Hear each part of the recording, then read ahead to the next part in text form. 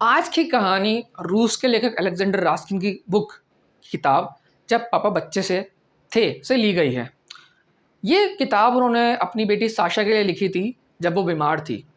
उनका पर्पस अपने बचपन की कहानियों के थ्रू अपनी बेटी का दिल बहलाना था, ताकि वो जो बीमारी में जो दर्द होता है उसको भुलाकर अपने आने वाली ज़िंदगी पर फोकस कर सके।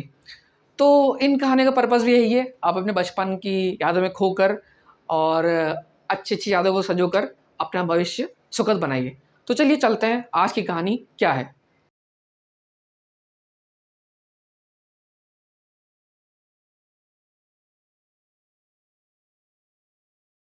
जब मेरे पापा बच्चे थे, पापा ने संगीत सीखा।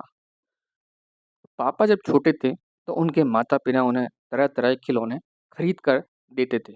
गेंद, लोटो, लूडो, मोटर और सब कुछ।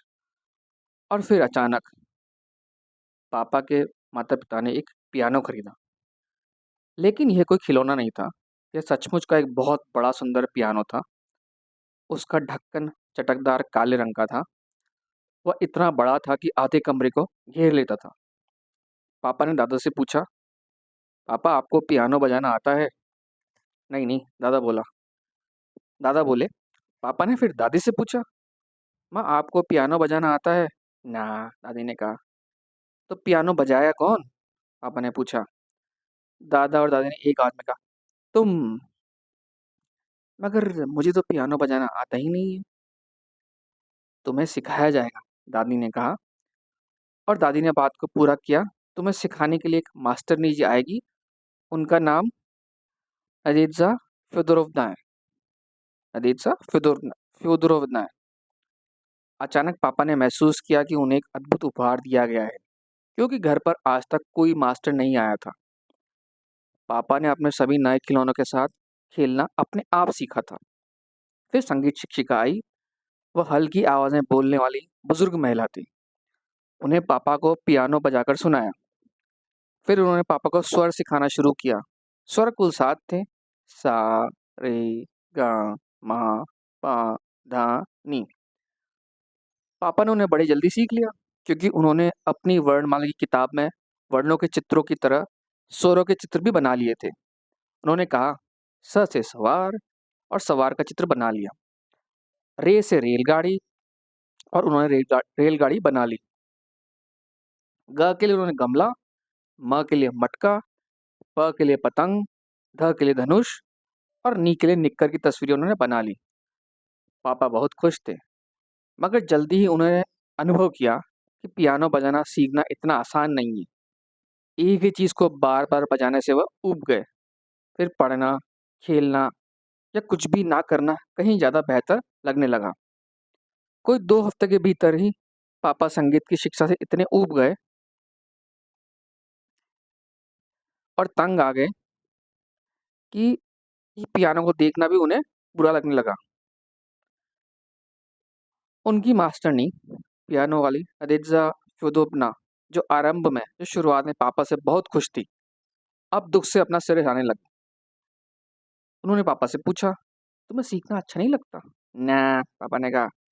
हर बार जब वो कहते और सोचते कि मास्टरनी जी नाराज़ हो जाएगी और उन्हें सिखाना बंद कर देगी, मगर उन्होंने ऐसा नहीं किया। दादा और दादी ने पापा को बहुत डाँटा। "देखो बेटा, हमने तुम्हारे लिए कैसा सुंदर पियानो खरीदा है। तुम्हें सिखाने के लिए मास्टरनी भी आती है। तुम सीखना नहीं चाहते? शर्म आनी चाहिए तुम्हें।" और दादा और बोले, "अब ये संगीत नहीं सीखना चाहता। इसके बाद स्कूल नहीं जाना चाहेगा। फिर ये कहेगा कि काम करने में कुछ नहीं रखा है। इस जैसे जाहिल छोकरे को बचपन में ये सिखाना चाहिए कि काम कैसे किया जाता है।" और पापा की तरफ देखकर दादा दादी से बोले, "अब तो तुम्हें पियानो सीखना ही होगा।" दादी ने कहा पापा से, "अगर मुझे बचपन में संगीत सिखाया गया होता, तो मैं तो उल्टे एहसान मानती।" पापा ने कहा, "बहुत-बहुत शुक्रिया, पर मुझे नहीं सीखना संगीत।" और अगले दिन जब मास्टरनी जी घर आई, तो पापा गायब ही हो गए। सारे घर में और बाहर गली में उनकी तलाश की गई, मगर वो कहीं नहीं मिले। और जैसे ही संगीत की शिक्षा का समय खत्म होने को आया, पापा पलंग के नीचे से फौरन निकल आए और बोले, "नमस्ते निरजा फ्योदोरोवना, इस पर दादा ने गुस्सा होगा, इस बार तुम बहुत पछताओगे बेटा। दादा ने पापा की तरफ गुस्सा होगा, इस बार तुम बहुत पछताओगे। और दादी ने अपनी बात जोड़ ली,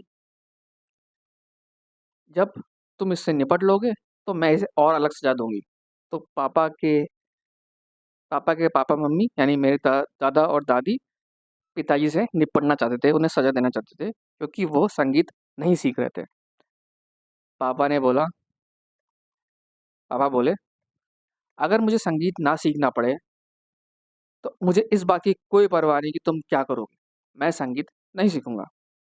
और ये कहने के बाद पापा रोने लगे। आखिर वह अभी भी बहुत छोटे थे, उन्हें संगीत सीखने से बहुत चिढ़ थी।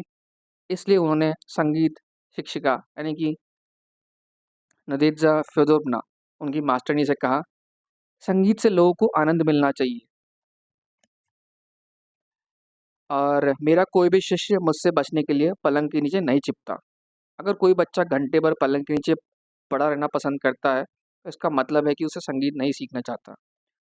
और ऐसी ही बात है तो उस पर ज़बरदस्ती करने का कोई फ़ायदा नहीं है। बड़ा होने पर शायद इसके लिए वो पछताए। मैं इससे विदा लूँगी और उन बच्चों के पास जाऊँगी जो मुझसे बचकर पलंगों के नीचे नहीं जा छिपते।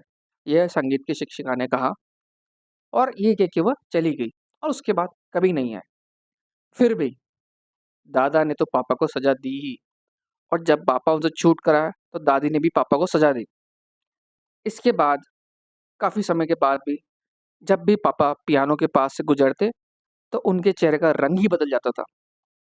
जब पापा बड़े हुए तो उन्हें पता चला कि उन्हें संगीत की ज़रा भी समझ नहीं है।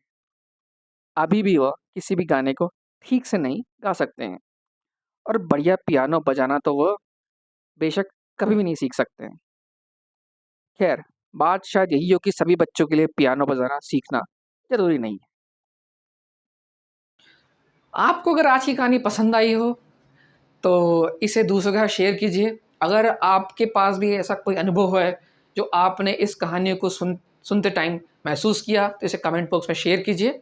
और आने वाली ऐसी ही कहानियों को सुनने के लिए मेरे चैनल्स को सब्सक्राइब कीजिए। धन्यवाद।